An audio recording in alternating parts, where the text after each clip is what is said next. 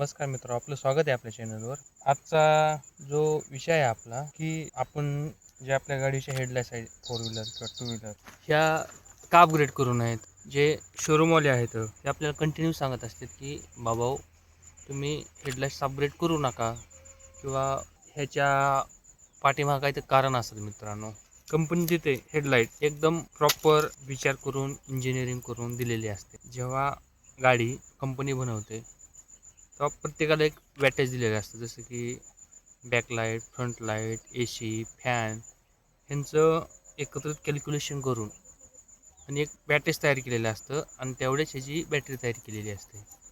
तर विषय काय होतो मित्रांनो, समजा माझी गाडी फ्रॉक्स, हिचं वॅटेज आहे हायसाठी 60 वॅट, एक बल्ब सांगतो आणि लोसाठी 55 वॅट. मी 5 किंवा 10 वॅट 15 वॅट पुढे माग करू शकतो, याने काही इम्पॅक्ट आपल्या गाडीवर होणार नाही. बघा, 350 700 वॅट 2 बल्बच व्हायला लागलं आणि नॉर्मल जर कॅल्क्युलेट केलं तर 120 व्हायला लागलं. सरासरी 500 वॅटचा लोड हा जास्त वाढला. हा लोड कशावर पडणार? बॅटरीवर. मग ह्याला एक पर्यायी मार्ग म्हणून लोक काय करतात की रेग्युलेटर टाकतात, किंवा आपण त्याला रिले म्हणू शकता. रिलेनं काय होतं, फक्त वायरिंग गरम होत नाही. तुम्ही समजा शेवटी अपग्रेड एवढं जर करत असाल 60 ते 350 वॅट, तर याला रिले पण दम काढणार नाही मित्रांनो. तुम्ही 60चं 120 वॅट करताय आणि तेव्हा रिले टाकताय, तर तो रिले प्रॉपरली काम करेल. तुम्ही एवढं अपग्रेड केलं 60 वॅट 350 वॅट, तर ह्याच्यामुळं होतं काय, बॅटरीचा लोड वाढतो, बॅटरी खराब होते लवकरच. दुसरं सगळ्यात महत्त्वाचं, वायरिंग गरम व्हायला चालू होते मित्रांनो. आणि हे जर सतत गाडी चालू राहिली किंवा जास्त वेळ चालू राहिलं तर वायर पेट घेण्याची शक्यता असते, किंवा वायर जळतं. आणि वायर जळल्यानं काय होतं, त्याचं स्पार्क होऊन गाडी पेटण्याची दाट शक्यता असते. पण अशा भरपूर केसेस आहेत की तुम्ही अपग्रेड केल्यामुळं गाडीनं पेट घेतलेला आहे आणि गाडी ज्वलनशील असते मित्रांनो. कारण गाडी चालूमध्ये इंजिन गरम असतं, थोडासा स्पार्क भेटला तर गाडी लगेच पेटून जाते. हाय वॅटचा अपग्रेड केला तर समोरचा काच जो असतो किंवा मधला रिफ्लेक्टर जो असतो, तेवढ्या उष्णतेमुळे तो खराब होतो मित्रांनो. काही ठिकाणी रिफ्लेक्टर जळालेला केसेस मी ऐकलेले आहेत. माझं वैयक्तिक मत असं आहे, तुम्ही जर लाईट अपग्रेड करत असाल 60च्या ठिकाणी 80 करू शकता, पण 60च्या ठिकाणी 350 वॅट करणं एकदम चुकीचं आहे मित्रांनो.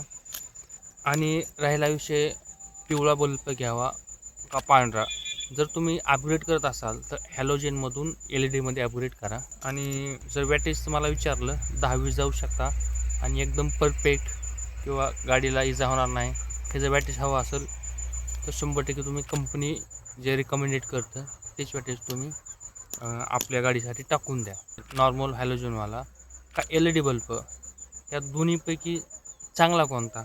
जर तुम्ही हे प्रश्न मला विचारला तर मी तुम्हाला सांगू शकतो की पिवळा जो बल्ब आहे तो एकदम परफेक्ट आहे आपल्या गाडीसाठी. ह्याच्या मागं बी कारण आहेत. असं का म्हणतो मी, हा LED ब्राईटर असते मान्य आहे मला, पण हॅलोजन डोळ्यासाठी चांगला असतो मित्रांनो. हे बघा, पहिलं कारण, जे पिवळे बल्ब आहेत त्याच्यामुळे डोळ्याला त्रास होत नाही. हा त्रास तुम्हाला असेल किंवा समोरच्याला असेल. कारण इमॅजिन करा, जर तुम्ही पांढरी लाईट LED इन्स्टॉल केली, तुम्हाला सुद्धा त्या लाईट तिकीट बघणं भाग आहे मित्रांनो.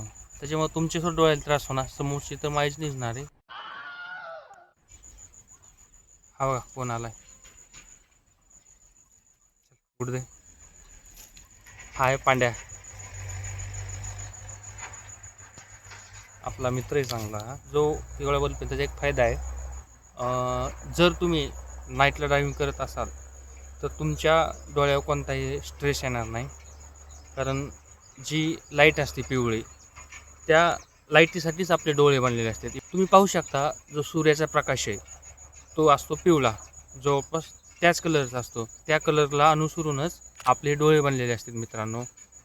पिवळ्याची सवय असल्यामुळं आपल्याला रात्री गाडी चालवताना पिवळ्या रंगाचा कधीही त्रास होणार नाही मित्रांनो. त्याच्यामुळं हे पहिला फायदा आहे की पिवळा बल्ब तुम्ही टाकला पाहिजे. दुसरा फायदा, तुम्हाला प्रवासामध्ये पाऊस चालू झाला तर अक्षरशः पांढऱ्या LED तुम्हाला रस्त्यावरचं काही दिसणार नाही. पावसाळ्यात LED काही कामाची नाही. तेच जर कम्पेअर केलं पिवळ्या बल्बासोबत, तर पावसाळ्यामध्ये पांढऱ्या बल्बपेक्षा पिवळा बल्ब नंबर 1 परफॉर्म करतो. आता तिसरा फायदा सांगतो, जर तुम्ही सकाळी कधी प्रवासाला निघाला आणि जर धुके पडले तर तुम्हाला पांढऱ्या बल्बामध्ये काही दिसणार नाही किंवा व्हाईट LED मध्ये तुम्हाला काही दिसणार नाही, तुम्हाला पिवळ्या बल्बामध्ये दिसेल. बघा काही ठिकाणी पिवळा बल्ब फॉग लॅम्पला टाकले असतो. हेच कारण आहे की पिवळ्या बल्बामध्ये फॉगी कंडिशनमध्ये भारी वर्क करतात.